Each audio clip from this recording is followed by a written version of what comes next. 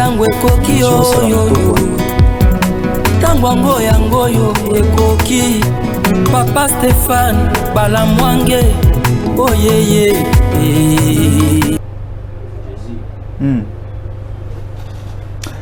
Très bien, tango ekoki RDC bandeko bozali lisusu belé en train de nous suivre toyena lombango makasi parce que belé ya kolobezali et ça les sous passe. Qu'est-ce qui se passe concrètement dans Mboka Oyo? On ne sait pas, Toloba c'est le diable, c'est le Satan ou encore quoi. Bandeko Oyo balingini ni Mboka Eko le Congo. Est-ce que tous ces tiraillements, ils ont la peine à Brazzaville, ils ont la peine à Gabon, ils ont la peine à Botswana, ils ont la peine à Singapour, ils ont la peine à Australie, Boye Bisangananou? Vous voulez quoi à la tête de la République démocratique du Congo? La Cour constitutionnelle est menacée suite à la mort de Chéribin Okende. Parce que les vérités sont déjà là. Au pluriel, les vérités sont déjà là. La composition, l'équipe mise en place pour tuer Chéribin Okende, les résultats sont là. Après les enquêtes, Baboyaki, la justice congolaise, et ça la banquette tout autour yaliwa Chéribin Okende basengaki bato libanda et ba corrompre bato libanda sur terrain bato libanda ba eba moni makambo mosusu we ba lobby. Aujourd'hui, la Cour constitutionnelle est menacée. Le président Dieudonné Kamuleta menacé à quitter la tête de la Cour constitutionnelle. Beaucoup kaba détail nyonso. Tala nous fonctionnons dans ces pays par rapport aux lois de la République. Et la loi mère, c'est la Constitution. La Constitution dit ceci. Le président de la République avant Banda Mosala, le premier ministre avant Banda Mosala, le membre du gouvernement, le ministre, le vice-ministre avant Banda Mosala, il faut présenter bien mobilier et immobilier na bango devant la Cour constitutionnelle. Baeba, Fachi, azana combien de vestes, combien de mituka, combien de mapangu. Baeba, Sama le code azana combien de kilotes, combien de chemises, combien de t-shirts.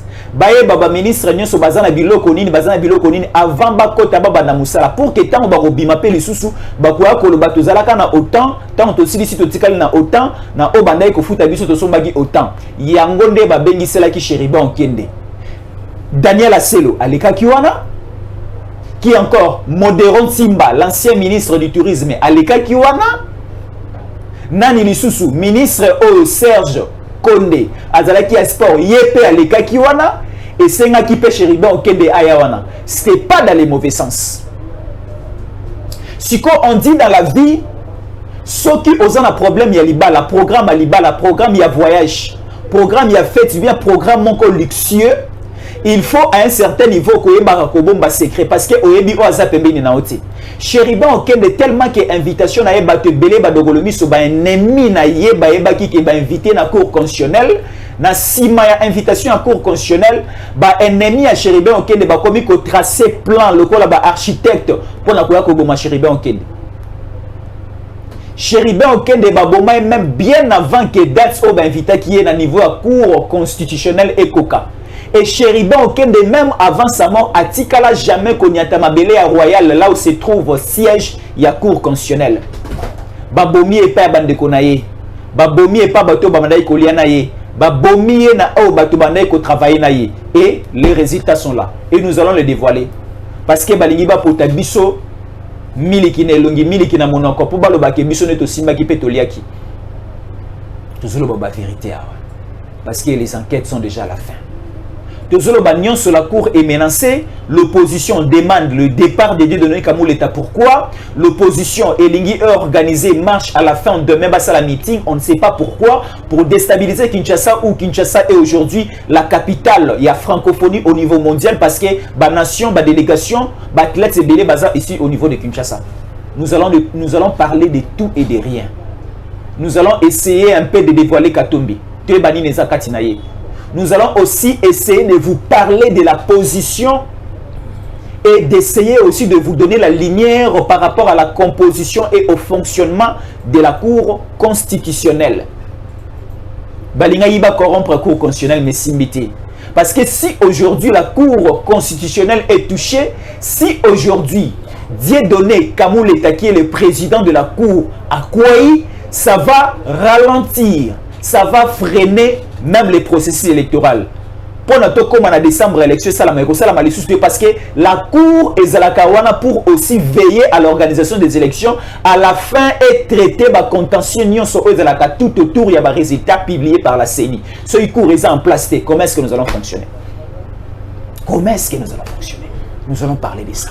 Parce que balinga ki bateau basala qui facilement à corrompre, facilement à manipuler, facilement à quoi couper sa mosola changer langage. Le coup la bateau baleka qui libossé à président Dieudonné à Kamouleta, mais Dieudonné Kamouleta ali ko sala mosala pas pour lui, pas pour sa famille, mais ali ko sala mosala pour la République.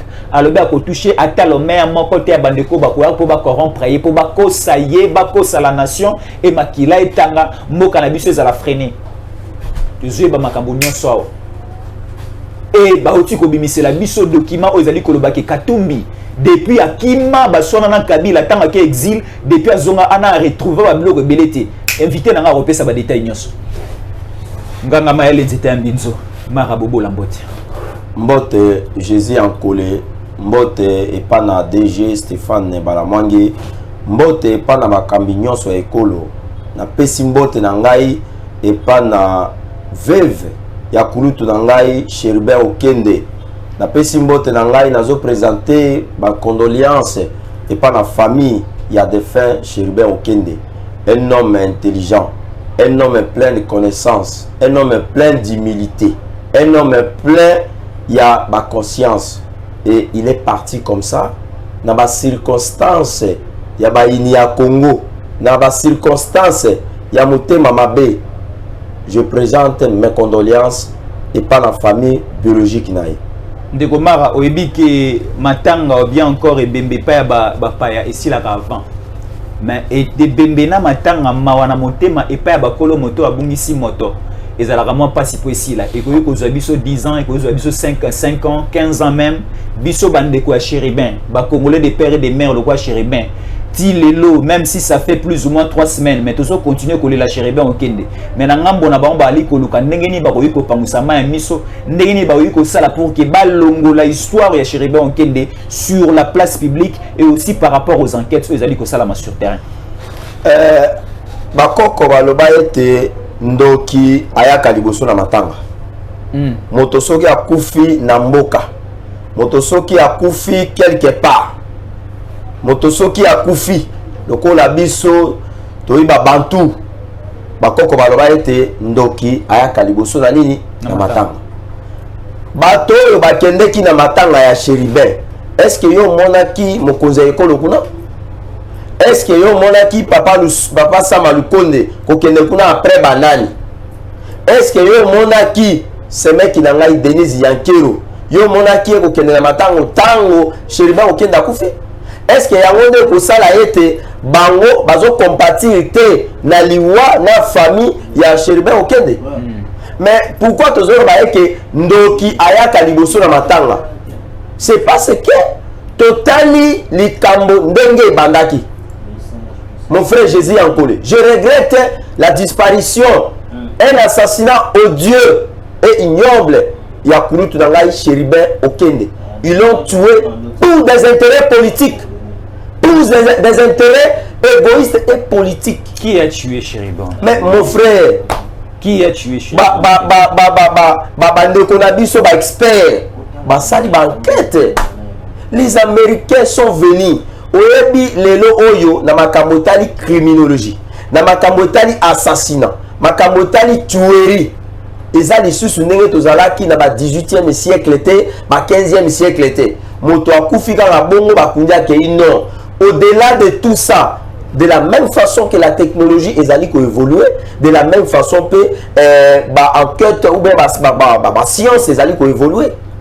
Les enquêteurs, les Américains, papa Nangaï, Jésus Ankole, yéti na cour constitutionnelle, komi wana na pareil, na misala na bango, batali, alors oui mais moto yo ya kashobwe aza kotia biso makelele États-Unis, communauté internationale mobimba, tolali pongite, qui mérite pour la disparition de Chérubin Okende.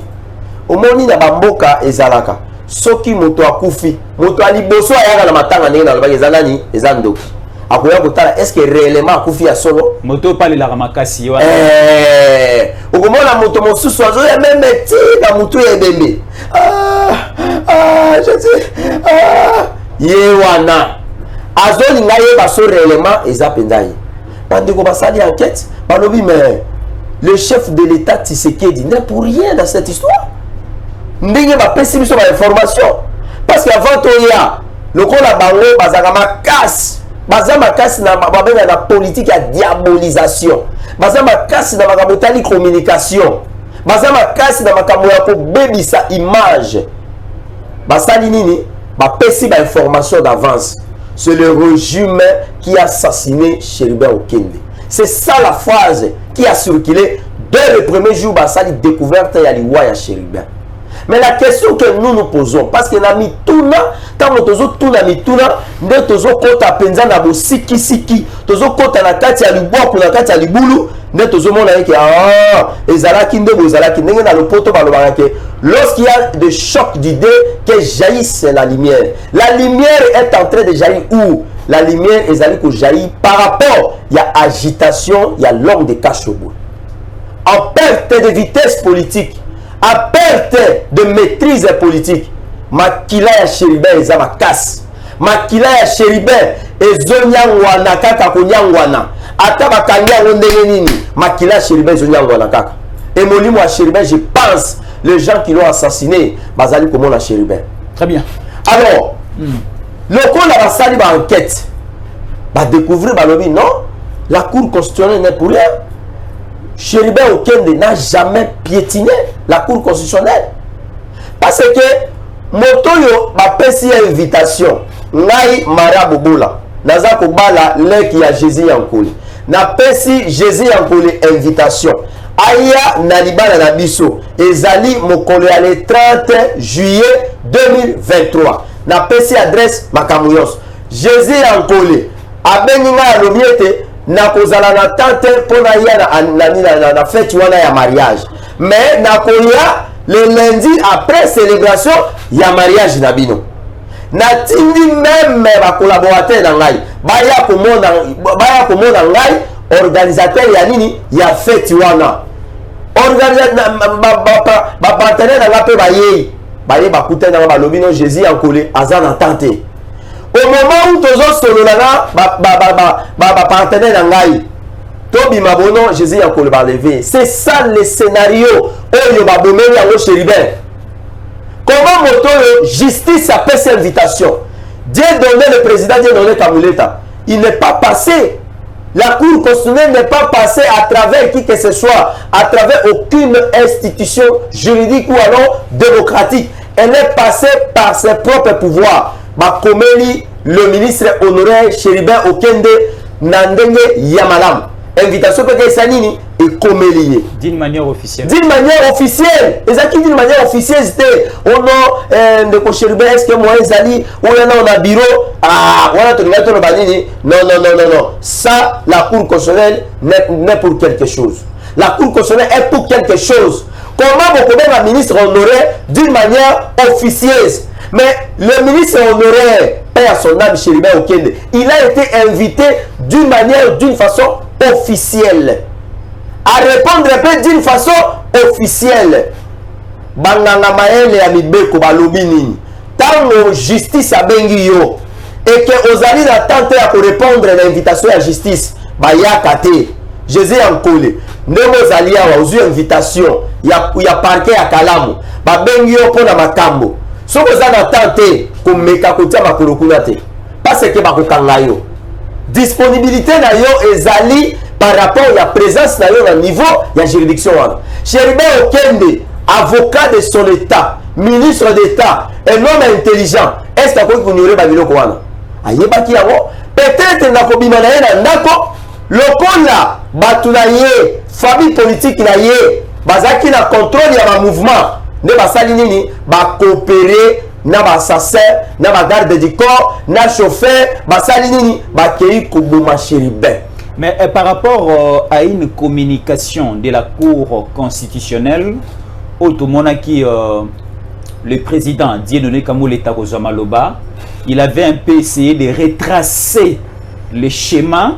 Il y a l'isolo Oyo, garde du corps, il y a Chéribin Okende à Plasaki sur la place publique. Il y a Kolobake, Ayaki na patron aye, Atiki Libana na Cour constitutionnelle, Yenda Kotaki na Mukanda. Basaleli akize les réceptions pas huissier tanga bimi moto kezalaki li susute akomi ko se lamenter makambo nyonso wana après le matin bayoki ke Chéribin Okenda kufi traçabilité pe li solo nyonso wana Dieudonné Kamoleta président ya cour abetaki li solo wana bandeko ya ensemble pour la République ba récupérer juste la communication du président Dieudonné Kamoleta pour dire que comment est-ce qu'un président de la cour peut sauter premier pour venir donner des explications pendant que les enquêtes et ça a mis noté.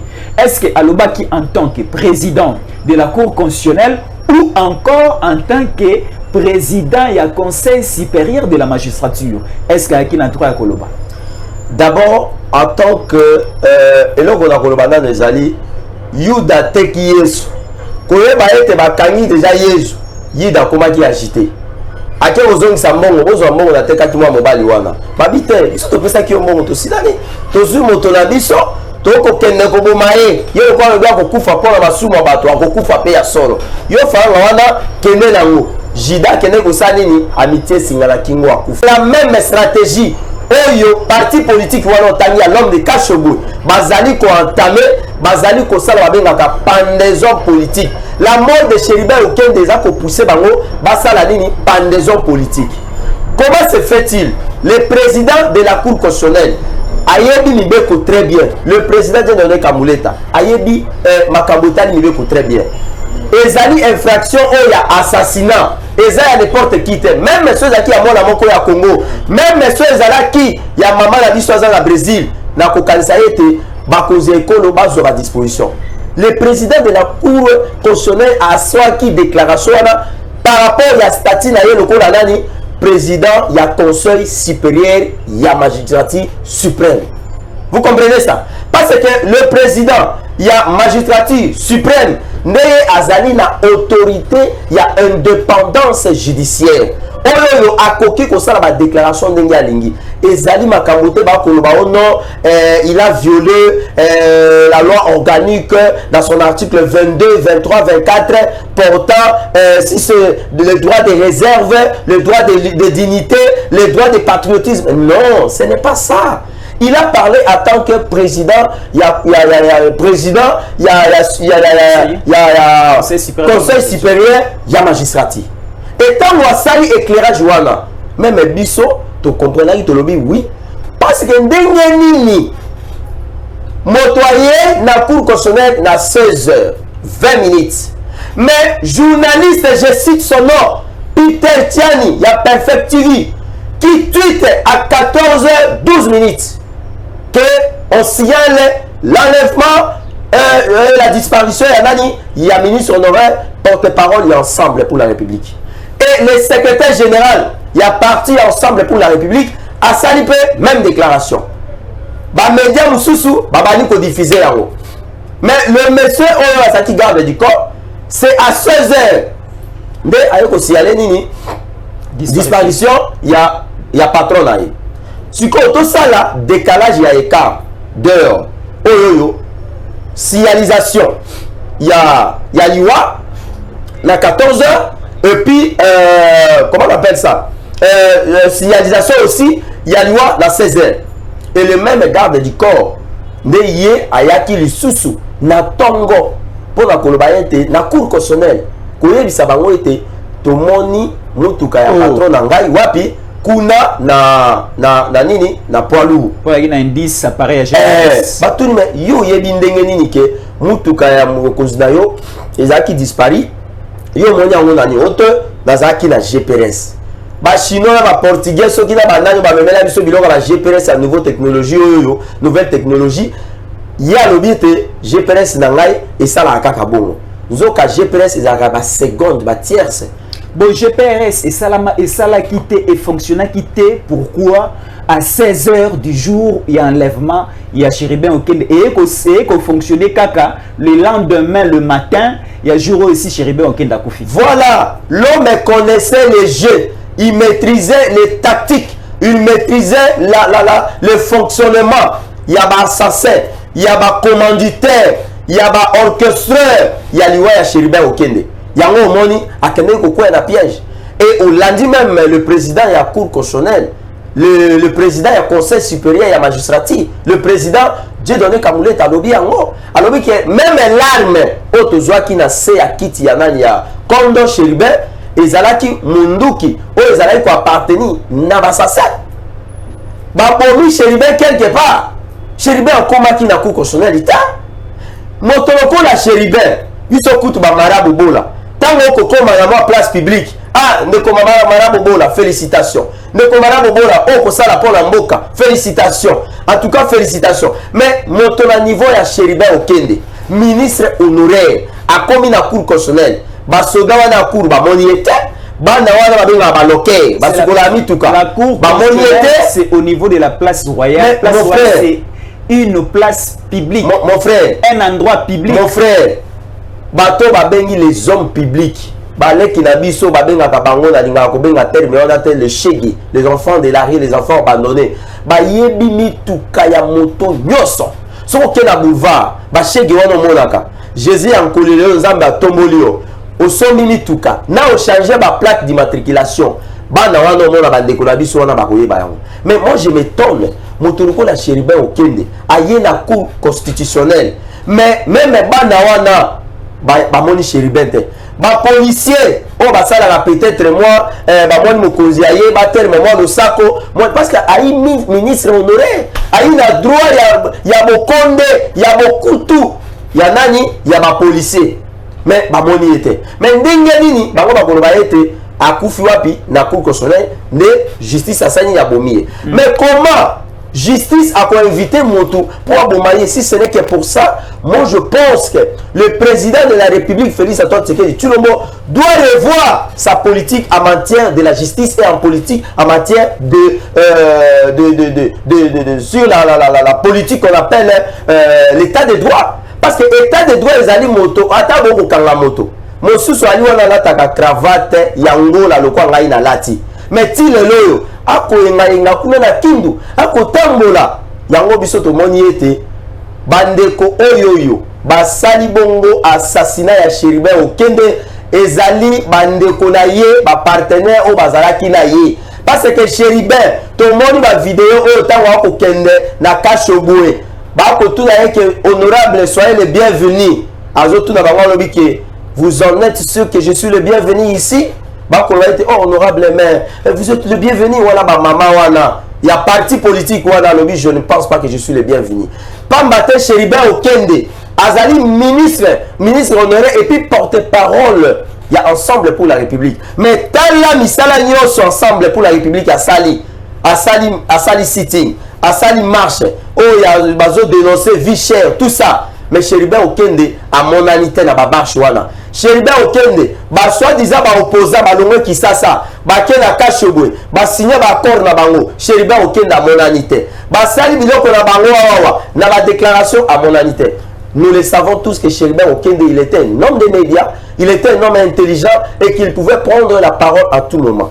Nous demandons le col la enquêteur wana ba ye de pouvoir continuer encore à mener les enquêtes. L'objectif c'est quoi? L'objectif que le peuple congolais doit savoir, Jésus Yankolé, et Zali, il y a pour discréditer le processus électoral. Pas matin le la bazo senga, la démission, il y a président, il y a cour constitutionnelle.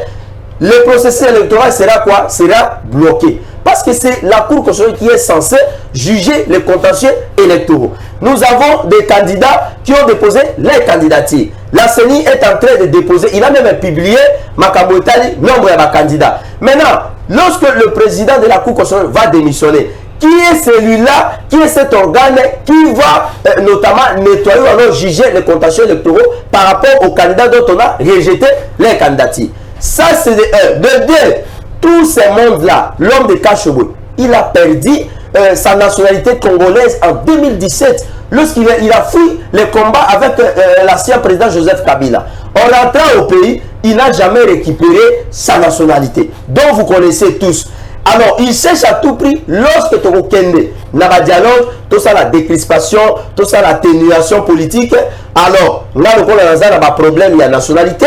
Le coup, la loi des pères et des mères, ils allaient frapper, mais la nini, la dit, tiens, ma cambo, na se, là, il y a un gouvernement, ça la dialogue, il y a une année, na continue na batu na ngai, même bateau a démissionné qui, même maintenant, aucun de ceux qui ils sont la ministre, comme ça, tout na ma ponami.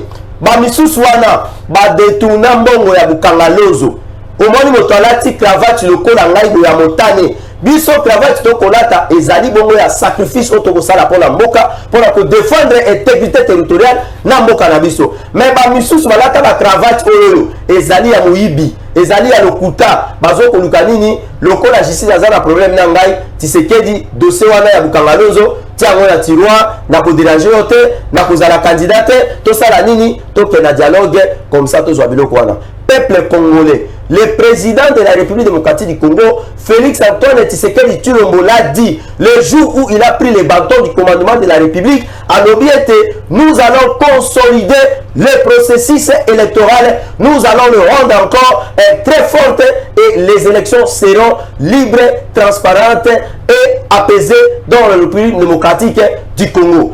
Bon préparer ma ponami ba candidat bazali ko déposer de la candidature ba Seigneur Clotiraki et tous dans les 2 août quand la réception il y a ba candidature il y a ba députés provinciaux. Je vous annonce également ma candidature na niveau la province ya Sidoubangi na circonscription ya Boudjala. Je suis candidat député national. Le président de la République l'a dit que nous devons renouveler la classe politique. Classe politique et renouveler par rapport à la Marabobo Bola. Donc, l'Assemblée nationale, tu voté ma loi pour la téléméla, ma camboétani, misala ma bé, tu téléméla ma rwandais, tu téléméla infiltration, tu téléméla moyibi, tu téléméla le kuta, tu téléméla ma étranger, yo sois une maman contre la mboka la biso, pour la koluka koboma biso, batika la mboka la biso. Voilà pourquoi nous vous annonçons notre candidature. Je pense que Biso Tokotika Félix Antoine Tshisekedi Tshilombo, nous sommes ensemble avec l'Union sacrée pour l'intérêt de la République démocratique du Congo. Très bien. Mara Bobola, merci beaucoup pour toutes ces précisions. Nous parlons d'un dossier trop et très sérieux, le dossier qui concerne la nation et la vie de toute la République démocratique du Congo. Nous avons une répartition des tâches au niveau national. La répartition des tâches est synonyme de la répartition des institutions au sommet du pays. Nous avons l'institution président de la République, l'institution parlement, l'institution gouvernement et l'institution cours et tribunaux, la justice en général. Et les cours et tribunaux est représenté au niveau national par la Cour constitutionnelle. Et c'est pour cela qu'on appelle la Cour constitutionnelle comme étant la Cour des cours. Et ça, l'icolo y a la Cour nyonso. De ceux qui au sambi, au commun à niveau Cour constitutionnelle, bah sanctionné, bah condamné, il n'y a plus question de faire appel. Parce que le jugement, le sur la Cour constitutionnelle est inattaquable. Inattaquable, sur la Cour constitutionnelle. Par là, je vais dire quoi? Toujours par rapport à la mort de Chéribin Okende, dès que Sango Information et Yokani et Bimi que Chéribin Okende est assassiné, Moïse Katumbi est sauté premier pour demander une enquête internationale et non la justice congolaise est menée d'enquête. Balobi que justice congolaise avec la Cour constitutionnelle, il y a Dieudonné Kamuleta, Bango Bakatumbi, Bango Kashobwe, Bango Ensemble pour la République, Bali Kopé sa crédit et pas à Dieudonné Kamuleta. Dieudonné Kamuleta a salipé une petite communication en tant que président, il y a Conseil supérieur de la magistrature, a tiki siko la proposition aussi à Bandeko Obali Kolobaki Babomi Ndeko Nabango est primé. Et Katumbi est allé convaincre et corrompre les Américains, les Français, le Belge, même aussi les Sud-Africains enquêteurs qui sont venus à Kinshasa. Et aussi, on disait, les liens suspects de l'enlèvement et de l'assassinat de Chéribé Okende étaient au niveau de la cour constitutionnelle, sur la place publique, un endroit public, place royale à Gombe, où il y a plusieurs formes de personnes basées à la Kawan. Bassali banquette mais bataille non. C'est ici, on ne peut pas enlever quelqu'un. Ici, il n'y avait pas une Jeep de la marque de Chéribé Okende. Ici. Les dossiers commencent à être transformés dans une dimension, une forme un peu pour condamner à la fin et donner l'image de Katumbi comme auteur intellectuel aussi quelque part, je peux dire, de la mort de Chéribé Okende. Alors, tellement que Dieudonné Kamuleta n'a pas voulu toucher à l'argent de Kachowe, de Katumbi, de l'Ensemble pour la République, et c'est pour cela que Boali chantage Nyonsoana. Et aujourd'hui, je suis en train de regretter même Faïlou à côté d'un rythme en cadence pour organiser un meeting demandant le départ de Dieudonné Kamuleta. Et au finish, pour bloquer la machine électorale, pour que l'élection et ça en décembre, pour que le dialogue, on a dialogue où on a to vanda, to le baké le kola Katumbi, a zongela nan kozwa passeport et nationalité congolaise te. Bapé Sayena nous moi pio na motema et bandi maye sur la forme de crispation politique bandi maye azonga congolais azo nationalité congolaise bavandi salo ya congolité basala pona Faïlou Boye a géré commission boye Tshisekedi a continué après la transition une année après tellement que la force du pouvoir de Tshisekedi sera affaiblie parce que Tshisekedi a comme hors la loi ce qui a dépassé 2023. Ils auront maintenant la facilité de prendre Tshisekedi s'il faut tuer, s'il faut destituer. Et à cette époque là et maye lewana Kongomani non yango. Est-ce qu'il faut laisser la chance na bateau bazana maele ya mabe na Congo bakota na procédure bakota na vitesse makamode balimba memelango tokotika bango te tokotika la bango espace te biso na Félix Antoine Tshisekedi Tshilombo le peuple congolais dans son ensemble bao bazana na Sénégal bao bazana Mweneditu bao bazana Likao dans mon village bao bazali na Zongo notre frontière avec la République centrafricaine même les peuples congolais bazana Rwanda bakotiki la bango passage te basala nini bakende ko sala nini ko boma mboka na biso Jésus ankolela koyebisa eloko moko j'ai en francophonie ezali ko salima est-ce que aussi au moni ba opposant na biso basali ata message ya ko féliciter peuple congolais pour la kondimager wana est-ce que moni ata message na bango ngai lokola moto asalaka ba recherche na meki na tali na moni ata opposant mon côté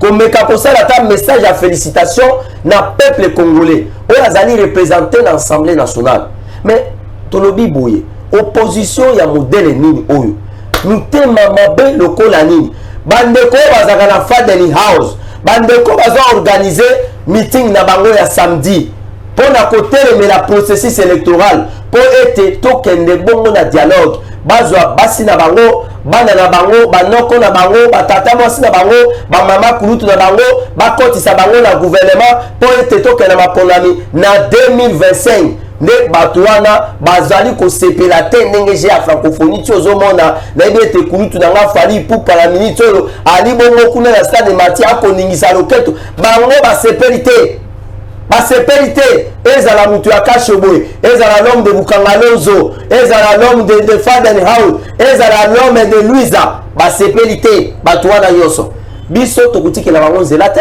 Le président de la République alobaki boye na Chine, je répète, je le prends en son nom, alobiete, nous n'allons même pas ajouter un seul jour de 24 heures au-delà du délai que la CENI avait prévu, avait arrêté pour les organisations des élections crédibles et apaisées dans notre pays. Et le président de la République l'a dit et le dit souvent qu'il ne va même pas mettre ni ses doigts, ni ses pouces, ni son index, ni son annuaire dans le processus des organisations des élections. Mais pourquoi bande konabiso oloyo bazali na opposition bazali motema kpaka motema lokola balia likundu ya soso bazalaka kimia te soki bayokaka que le président Tshisekedi a frappé bango pour moni bazangi kimia le président encore frappé nous organisons le jeu de la francophonie. Félicitations et pas la chef de l'État. Félicitations encore pour avoir refusé à donner l'invitation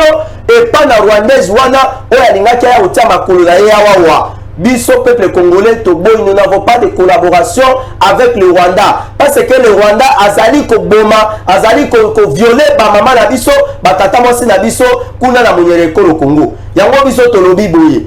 En lieu et place, il y a la démission, il y a président, il y a cour constitutionnelle. En lieu et place, il y a Koluka Koko, c'est le gouvernement qui a assassiné Chéribin Okende, c'est le régime de Tshisekedi.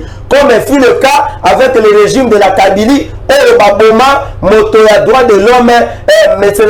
Chebea, Bangope Badingba Lati Saliwa, Chéribin Badati Sango, Kotuana, Namutu Yanani, il y a Félix Antoine Tshisekedi Tshilombo. Nous avons comment on a Félix Antoine Tshisekedi Tshilombo. Ozomona ye lokola mosali ya nzambe, ozomona ye lokola mupe, ozomona ye lokola meme, ozomona ye lokola mutu oyo alingi ata makambo te. Mais pourquoi bango baza kokuba baza kolinga ye te balatisa ye liwa ya okende? Biso tokolinga eloko wana te. Dede match oyo moni okoyoka bandeko ya Faden House, bandeko ya Lamuka bakosa meeting, objectif ya liboso ezali batu oyo bayei na jeu ya francophonie bakanga bango basala ba n'importe quoi babundisa bango pour discrédit et kota bongo na mboka na biso batu balobake omoni tobandaki koloba ke insécurité ezala na Kinshasa tala ndenge babomisi bana bato tala ndenge baviole bana basi ya bato tala ndenge basali ba n'importe quoi nzoka eloko wana ekosalema te.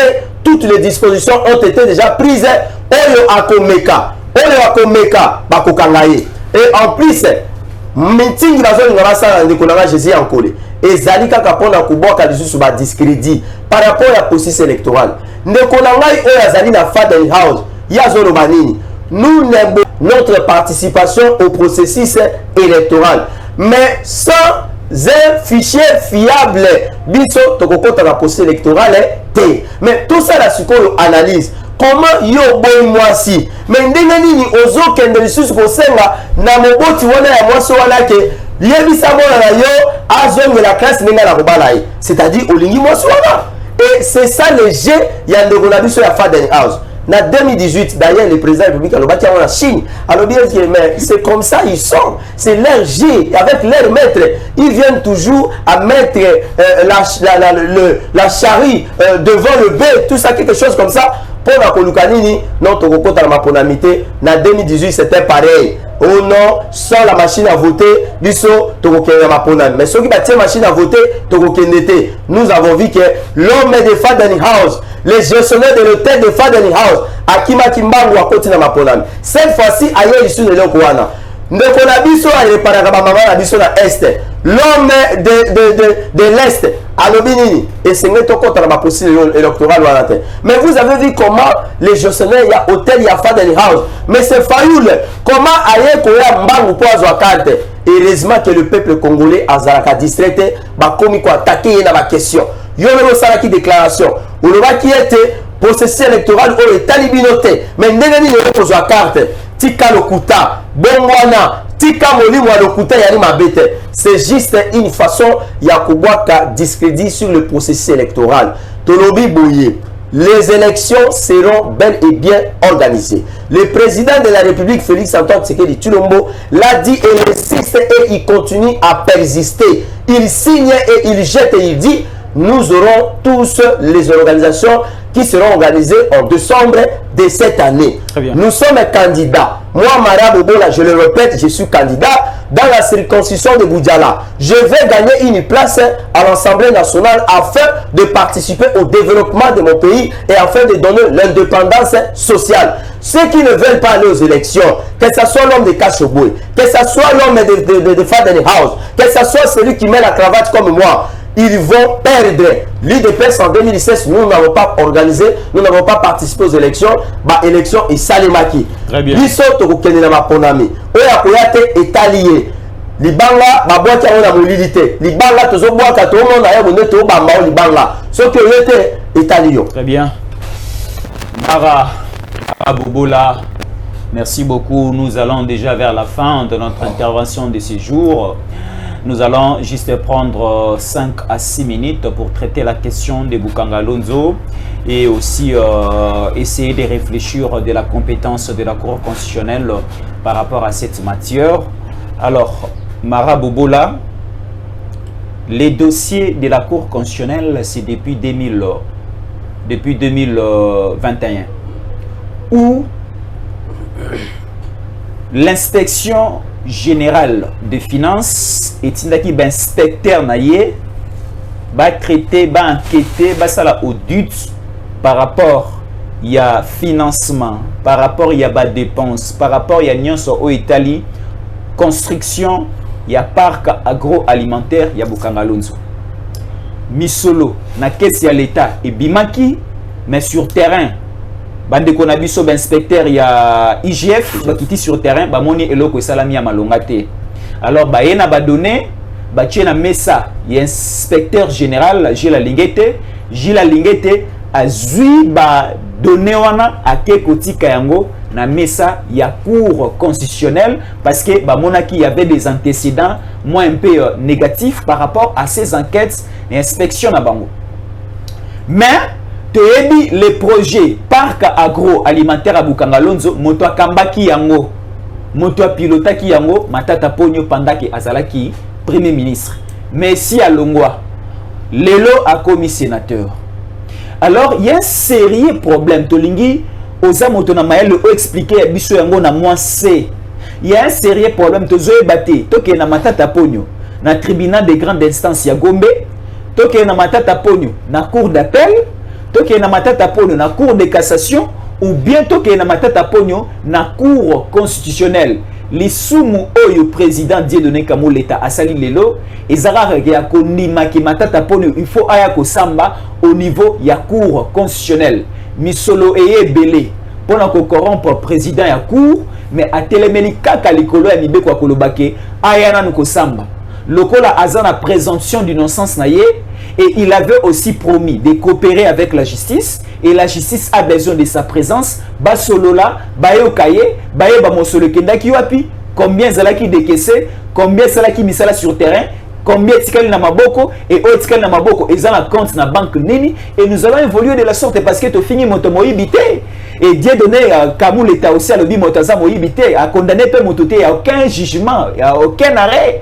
Alors disons et tirons d'abord les choses au clair avec Mara Bobola.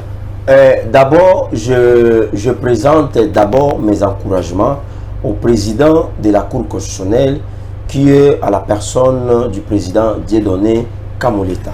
Je vous encourage, moi qui représente la fondation Bongambo, qui est du ressortissant de territoire de Boudjala. Le peuple de Boudjala m'a demandé de vous demander ceci, m'a chargé de vous demander ceci. Êtes-vous incompétent pour juger le monsieur qui a détourné des millions d'argent, ou bien vous faites encore le jeu de ceux qui étaient encore les ennemis de la République? Voilà ce que le peuple de Boudjala m'ont demandé. Voilà. C'est-à-dire quoi? D'abord, dans entrée de jeu, il faut être mibeko ya mboka na biso Jésus Yankole. Zela na longwana no maneti poto komina likambo yo zali pe likambo ya mutuya, likambo ya mayele. Mibeko ya mboka na biso elobi boye. Nous avons 4 institutions de la République. Président de la République, le Parlement, le gouvernement et les cours et tribunaux. Mais mibeko wana elobi nini? Banganga mayele bato basala mibeko. Les législateurs o basali constitution o ndeko ko boya kende ko samba balobi ete la justice congolaise, elle est indépendante. C'est-à-dire que Jésus en colonie nous a awa. Ce qu'on salimbeba, justice batio maboko. Et que bazuyo bakangio batio na boloko. Moto à côté mais la décision de la justice a zati. Ce qui peut même justice wana, balobi était ok. Le coup la moto na sali appel. Et que total ba élément de défense na ye. Ezali du ferron. Ezali na oyo ya loba kité. Non, Aza innocent, qu'est-ce qu'on fait? La justice vous innocente. Vous comprenez? Bon, le monsieur qui a géré, les coordonnateurs, je me rappelle à l'époque où le monsieur, il était tout le temps devant le média pour la corréler l'information, cadre macroéconomique, troïka stratégique. il a géré ce qu'on appelle le parc agro-industriel. Mon frère, je vous le dis, mieux vaut, je le dis et je le persiste, mieux vaut un monsieur qui a fait même les sextapes, mais que de parler d'un monsieur qui a détourné des millions d'argent. Pourquoi? Mais non, mais non. Vous soutenez les sextapes au lieu de soutenir Matata. Si c'est pour les intérêts de la République, un monsieur qui a fait les sextapes, je le soutiens qu'un monsieur qui a détourné des millions d'argent.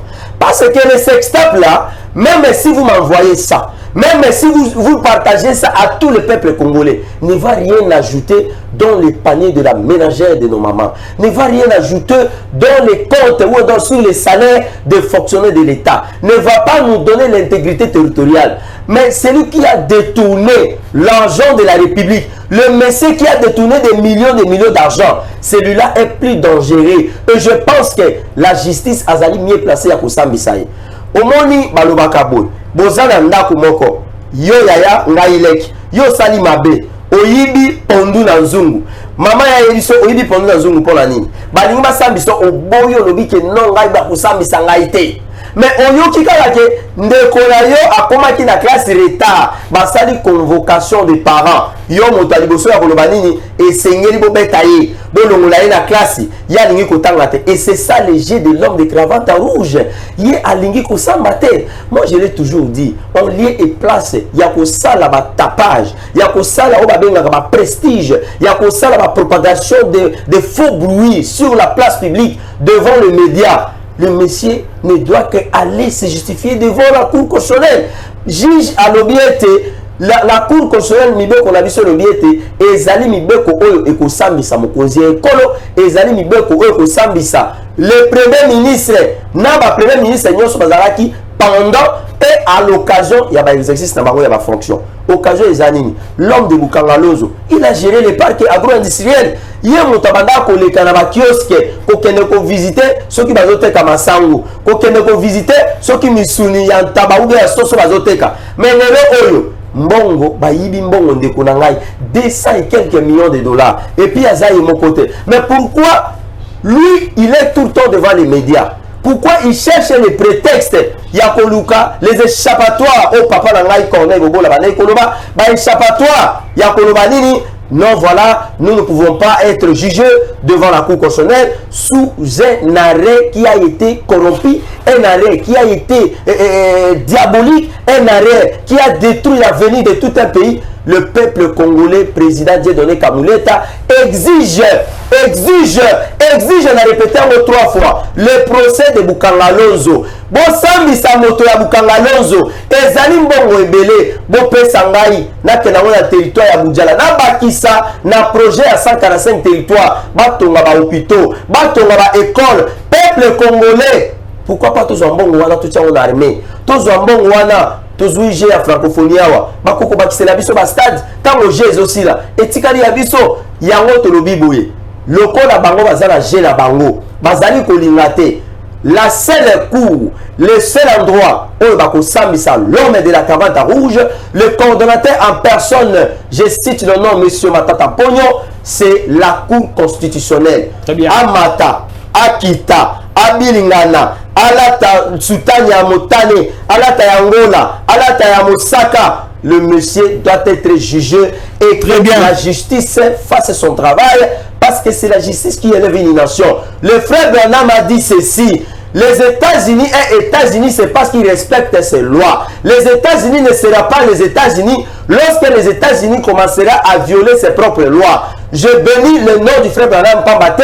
Le nom de Zali Komonango, le président Félix Antoine Tshisekedi Tshilombo a dit aucune personne, aucun individu, aucun endroit ne sera encore au-dessus de la justice. Et nous pensons que cette justice va faire son travail. Nous, le peuple congolais, nous, la jeunesse congolaise, nous qui soutenons le chef de l'État, nous soutenons ce procès de Bukangalonzo, Basambi Samotoyo, ceux qui sont condamnés, le Konazali, droit à la présomption d'innocence.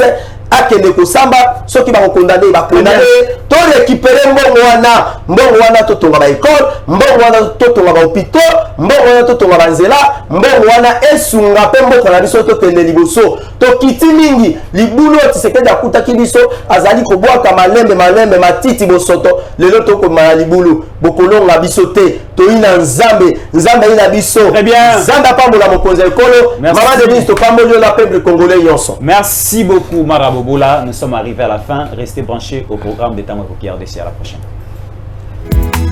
Tango Ekoki yo Tango Ngoyo Ekoki Papa Stéphane Balamwange oh yeah.